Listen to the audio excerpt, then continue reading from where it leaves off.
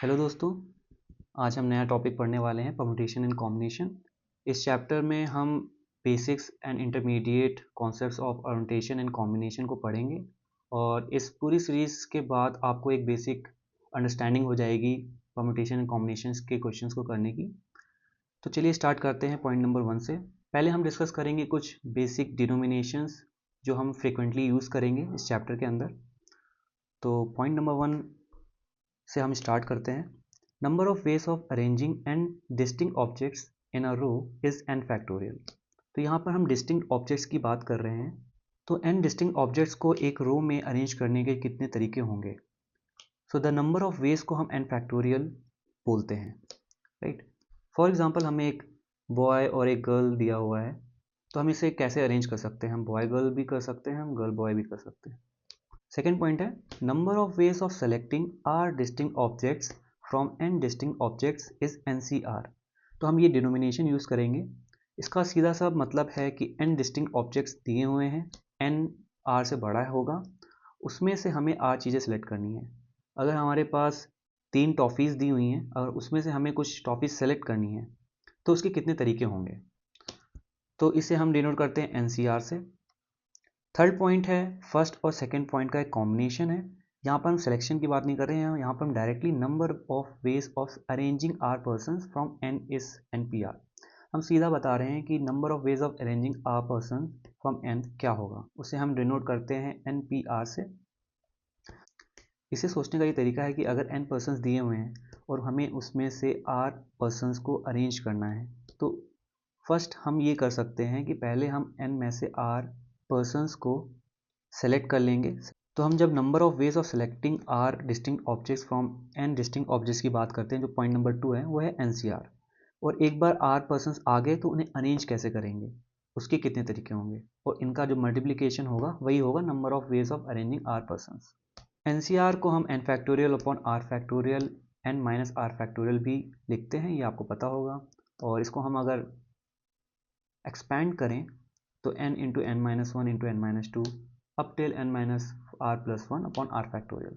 बाकी अगर हम टर्म्स जो होंगे, अगर हम 1 2 3 पीछे से स्टार्ट करेंगे तो n माइनस आर फैक्टोरियल होगा, वो कैंसिल आउट हो जाएगा। पॉइंट नंबर 4 है कि NCR ये एक बाइनोमियल कोफिशिएंट भी है। अगर मैं इसका समेशन करता हूँ 0 से n तक तो टू दी पावर n होता है। इसका सोचने का एक सिंपल तरीका ये होगा कि अगर आपको थोड़ा बाइनोमियल एक्सपेंशन आता है x प्लस वाई का, तो आप ये समझ सकते हो कि ये होता है NC0 x0 yn NC1 x1 yn minus one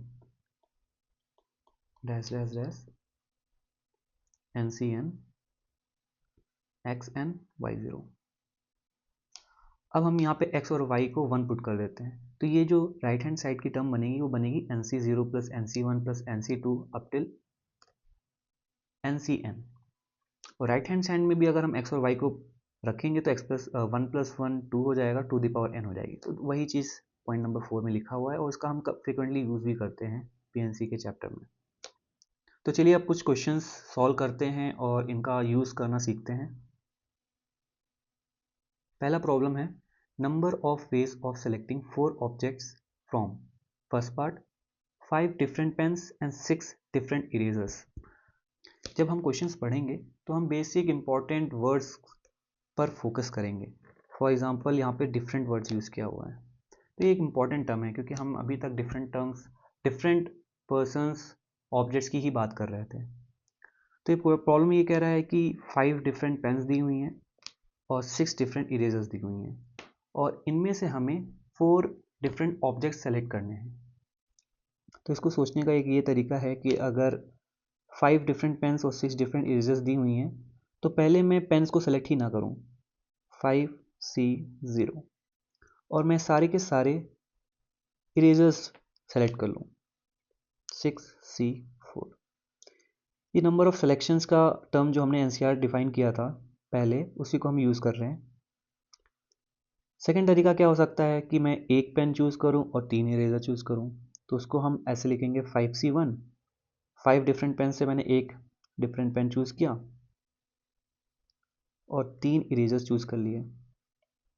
अगला तरीका ये होगा कि मैं 2 पेन चूज़ करूँगा और 2 इरेज़र चूज़ करूँगा। अगला तरीका ये होगा कि मैं 3 पेन यूज़ करूँगा और 1 इरेज़र चूज़ करूँगा। इसका अगला तरीका ये होगा कि मैं सारे के सारे पेन ही चूज़ कर लूँ और इरेज़र चूज़ ना करूँ। इस प्रॉब्लम्स को 5C1, 6C3 ये टर्म्स को आप सॉल्व करेंगे तो एक फाइनल आंसर आएगा, वही हमारा फाइनल आंसर होगा इस फर्स्ट प्रॉब्लम का। अब क्योंकि मैंने पहले बोला था कि यहाँ पे डिफरेंट टर्म्स दी हुई हैं और हमें 4 डिफरेंट ऑब्जेक्ट्स को सेलेक्ट करना है, तो इतना लिखने के बजाय हम सीधा ये भी कह सकते थे कि 11 डिफरेंट ऑब्जेक्ट्स दिए हुए हैं और हमें 4 डिफरेंट ऑब्जेक्ट्स चाहिए उसमें से, तो हम इसको एक्चुअली डायरेक्ट भी सॉल्व कर सकते थे। 11C4 अगर आप इन लेफ्ट टर्म्स को सॉल्व करेंगे तो 11C4 के बराबर ही आएगा, इसको आप जरूर करके देखें। तो इसीलिए हमें ये टर्म्स जो होते हैं डिफरेंट, आइडेंटिकल, ऐसे टर्म्स जो होते हैं इंपॉर्टेंट, उस पर ध्यान देना होगा जिससे हम अपनी प्रॉब्लम्स को थोड़ा फास्ट सॉल्व कर पाएँ।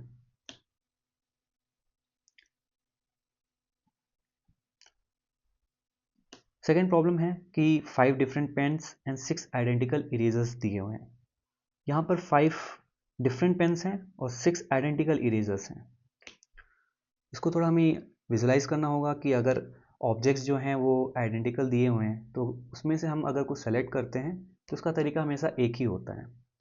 क्योंकि चीज़ें डिफरेंट नहीं है तो उसके और डिफरेंट तरीके नहीं हो सकते। ये थोड़ा सा विजुलाइजेशन से आपको समझ में आ जाएगा। तो अगर उसी विजुलाइजेशन से हम इस प्रॉब्लम को सॉल्व करें तो हम ये कह सकते हैं कि हमें 4 ऑब्जेक्ट्स सेलेक्ट करने थे। तो पहले मैं सारे के सारे पेन सेलेक्ट कर लूँ और एक भी इरेजर सेलेक्ट ना करूँ तो होगा 5C4, या फिर मैं 3 पेन सेलेक्ट कर लूँ 5C3 से और एक इरेजर सेलेक्ट कर लूँ। यहाँ पर इरेजर क्योंकि आइडेंटिकल्स हैं तो सिलेक्शन का तरीका हमेशा 1 होगा। या फिर मैं 2 पेन सेलेक्ट कर लूँ और दो आइडेंटिकल इरेजर्स सेलेक्ट करूँ, क्योंकि चीज़ें आइडेंटिकल हैं तो तरीका एक ही होगा। या फिर मैं एक पेन सेलेक्ट करूँ और 3 इरेजर्स सेलेक्ट करूँ, उसका तरीका अगेन 1 होगा। या फिर मैं एक भी पेन सेलेक्ट ना करूँ और सारी की सारी इरेजर्स सेलेक्ट करूँ, क्योंकि इरेजर्स आइडेंटिकल हैं तो उसका तरीका अगेन 1 होगा। तो ये बन गया 5C4 plus 5C3 plus 5C2 plus 5C1 plus 5C0। और अभी हमने पहले भी डिस्कस किया था कि अगर इसमें मैं एक और टर्म 5C5 ऐड कर दूँ तो ये 2 दी पावर 5 हो जाएगा। 2 दी पावर n वाला जो मैंने एब्रीविएशन समझाया था समेशन वाला, वो सेम लॉजिक लगाया, पर क्योंकि 5C5 ऐड करने पे होता तो हम 5C5 घटा देंगे, तो हमारा आंसर आ गया 2 दी पावर 5 माइनस 1। इसीलिए हमें कुछ प्रॉब्लम्स को सॉल्व करते रहना है। आप भी पेन पेपर उठाइए और प्रॉब्लम्स को सॉल्व करिए मेरे साथ। पहले आप स्क्रीन पॉज कर सकते हैं, फिर आप साथ ही साथ प्रॉब्लम सॉल्व कर सकते हैं और अप्रोच में डिफरेंस देखिए। हो सकता है आपके पास एक बेहतर अप्रोच हो उसको सॉल्व करने के लिए, बट अगर आप कुछ नया अप्रोच सीख रहे हो, उससे क्वेश्चंस आपके जल्दी सॉल्व हो रहे हैं, that will work for you and that will save your time in examination और anywhere. So thanks for watching my videos. I hope कि आपने कुछ नया लर्न किया हो। अगर आपने कुछ बेसिक चीज़ें ही भी लर्न करी हैं तो आप नेक्स्ट अपकमिंग वीडियोज़ में थोड़े टफ क्वेश्चंस को एक्सपेक्ट कर सकते हैं और अपनी स्किल्स को इन्हेंस कर सकते हैं।